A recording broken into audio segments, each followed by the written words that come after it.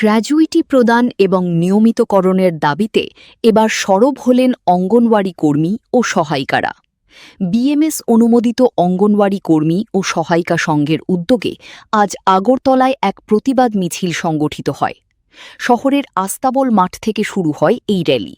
হাতে প্ল্যাকার্ড, মুখে স্লোগান, নিজেদের ন্যায্য দাবির পক্ষে সরব হয়ে ওঠেন কর্মী ও সহায়িকারা। মিছিলটি বিভিন্ন গুরুত্বপূর্ণ পথ পরিক্রমা করে পৌঁছায় সার্কিট হাউস চত্বরে। সেখানে একটি জমায়েতের আয়োজন করা হয়। বক্তব্য রাখেন সংগঠনের নেতৃত্বরা। তারা জানান, দীর্ঘদিন ধরে কাজ করেও এখনও পর্যন্ত গ্র্যাজুইটি ও নিয়মিতকরণের সুবিধা থেকে বঞ্চিত রয়েছেন অঙ্গনওয়াড়ি কর্মী ও সহায়িকারা।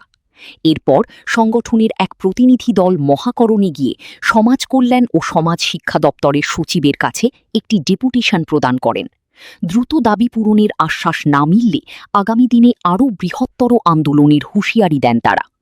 এখন দেখার প্রশাসন এই দাবিগুলির প্রতি কতটা গুরুত্ব দেয়। একবার গ্র্যাজুইটি রায় পেয়েছিলাম সুপ্রিম কোর্ট থেকে, এবার আমরা হাইকোর্টে এবং সুপ্রিম কোর্টের রায় আবার পুনরায় পেয়েছি যে আমাদেরকে গ্র্যাজুইটি প্রদান করতে হবে এবং আমাদেরকে নিয়মিত করতে হবে। আজকে আমরা সেক্রেটারিতে আমরা একটা ডেপুটেশন রাখবো। পাশাপাশি আমাদের মাননীয় মুখ্যমন্ত্রীর কাছে আমরা একটা লেটার দিতে চাই যে উনি যাতে আমাদের সাথে একটা সাক্ষাৎ করেন।